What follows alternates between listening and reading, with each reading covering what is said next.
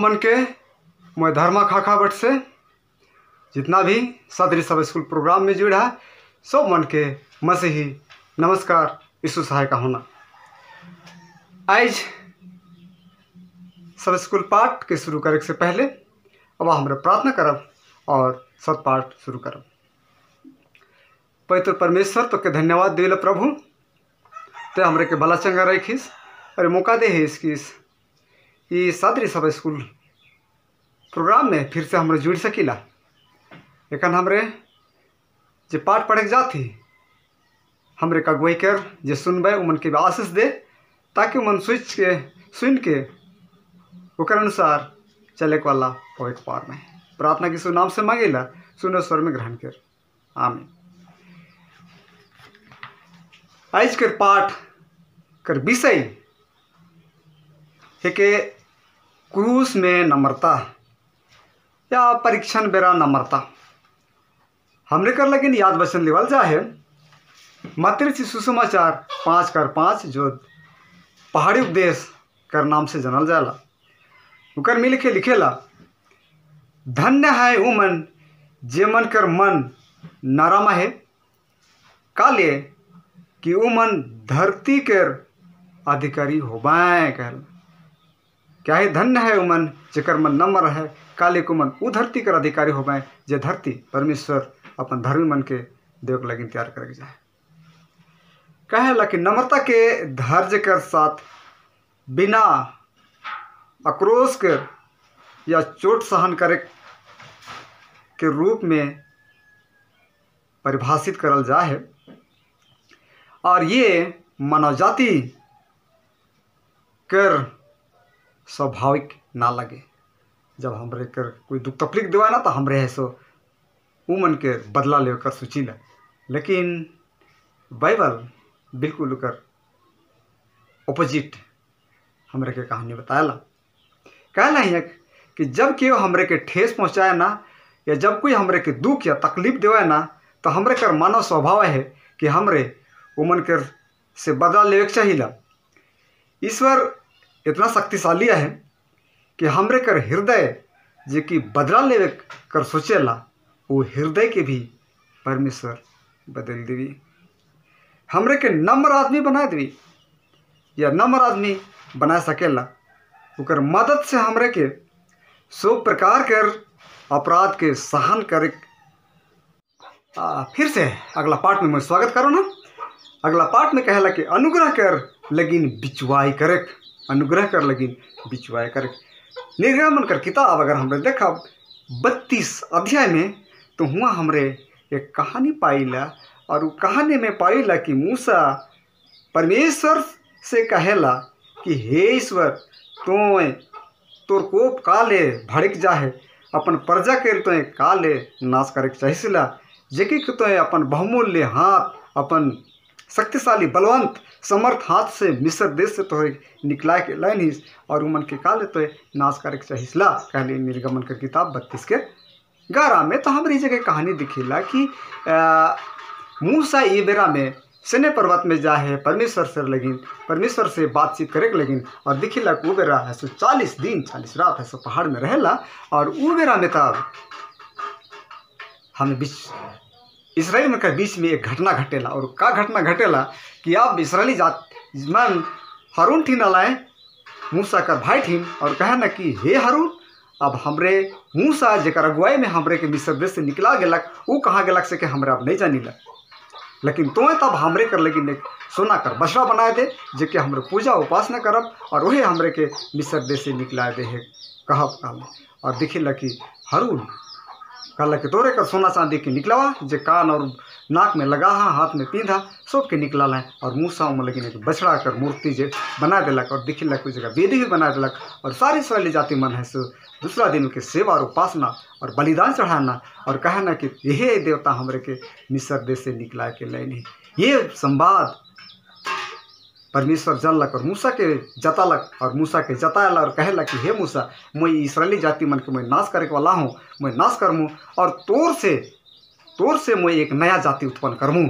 तब ई बेरा में मूसा कहले हे परमेश्वर तो ऐसा ना कर दे देखिए लगे ई बेरा इसराइली जाति मन बुराई में गिर हैं, लेकिन मूसा इसराइली जो बुराई है बुराई में गिर जा है वो मन बट से परमेश्वर के ठीक ना बिचवाई करेला और इसराइली मन के बचाएला।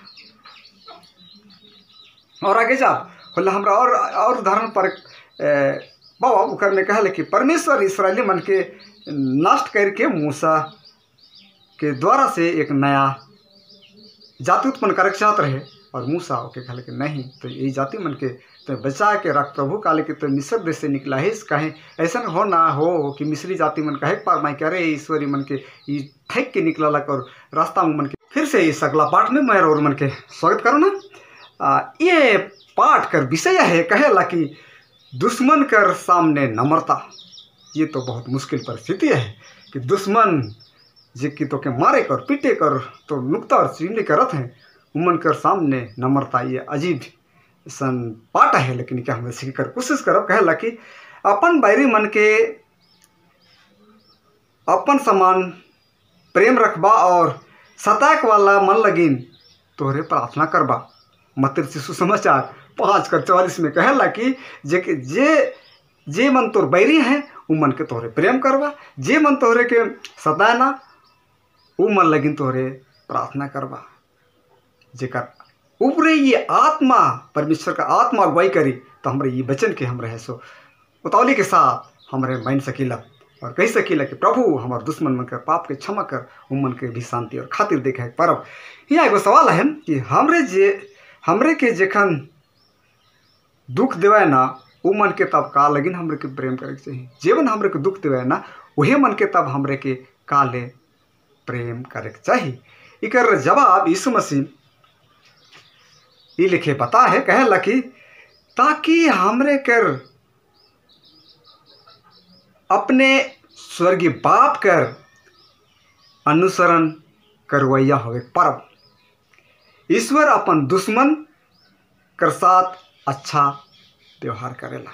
मत्ती सुसमाचार 5:45 में कहेला वो मन से प्रेम करेला काले कि ईश्वर वो मन के स्वर्ग कर उम्मीदवार के रूप में दिखेला। हमरे तो दुश्मन के रूप में दिखिला, लेकिन परमेश्वर वो मन के नहीं दिखेला। परमेश्वर कहला कि येहो आदि मन बदल के एक दिन स्वर्ग के परवारिश हो पाए, ये उम्मीद के साथ ईश्वर उमन के दिखेला। तो हमरे के भी चाहेला कि हमरे भी उसने नज़र से तब अपन दुश्मन अपन बैरी जिमन हमरे के सताए ना वो मन के उस नज़र से उस सोच से दिखाओ। ये लिखी ईश्वर चाहेला कहले कि जब हमरे अपन दुश्मन मन के इस रीति से देखिला तो सब कुछ बदल जाएला। हमरे उमन के अपन भाई अपन बहन के रूप में दिखिला, और जब उमन के हमरा अपन भाई और बहन के रूप में दिखिला तो हमरे उमन संगे अनंत जीवन जेकर आशा हमरे देखा थी उके भी तब हमरे साझा करे पारी उमन संगे। ये लेके हमरे उकर भलाई चाहे वाला हो सकेला। जैसन जैसन परमेश्वर कर प्रेम हमरे कर हृदय में बढ़ते जाएला तैसे अगला पाठ में रोमन के मैं स्वागत करो ना। इस पाठ कर विषय देवल जाए अन्याय कर बेरा नम्रता, या एक बंद मुंह कहल जाए, एक बंद मुंह भी कहल जाए। अगर दूसरा शब्द में हमरे कहब तो अन्याय जे बेरा की तोर ऊपरे अन्याय करल जाते वो बेरा में तोए ऊ मनठिन नम्रता दिखाओ जे मन तोर ऊपरे दुख और तकलीफ या ताड़न देवत कहला कि वो गाली गलोच सुन के भी गाली नहीं देलक। वो गाली गलोच सुन के भी गाली नहीं देलक और दुख उठाए के भी केखो धमकी नहीं देलक, पर अपने आप में सच्चा न्यायी कर हाथ में अपने आप के सौंप देलक। निश्चित तौर से प्रभु यीशु मसीह के बारे में कहल जाले पहला पतरस कर किताब 2:23 में इस जगह हमें दिखीला कि पतरस समझाएला कि यीशु मसीह तब कैसन अन्याय करवैया मन कर लगिन, या अन्याय होए के बेरा अपने आप के नंबर रखला।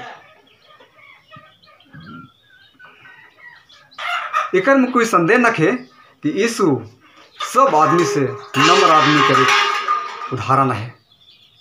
मत्ती सुसमाचार 11:29 से लेवल जाए कहला कि पतरस समझाएला कि यीशु कैसन व्यवहार करत रहे ताकि ओकर उदाहरण से हमें सीख सकब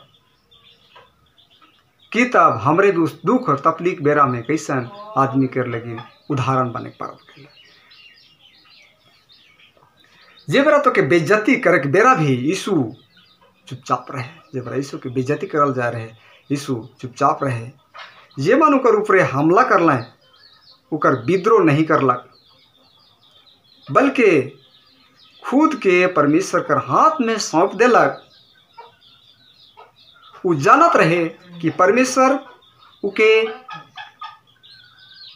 हमेशा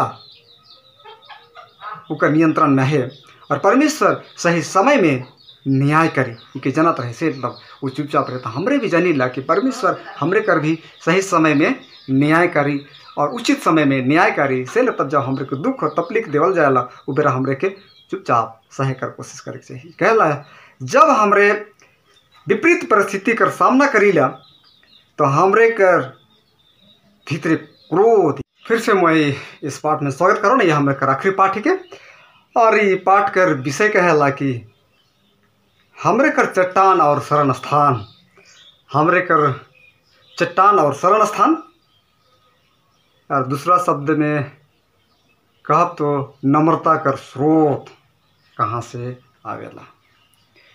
भजन संहिता कर किताब 62:7 से लेवल जाए मैं कहला कि मोर चट्टान और महिमा कर आधार परमेश्वर ही के, मोर दृढ़ चट्टान और शरण स्थान परमेश्वर ही के कहला।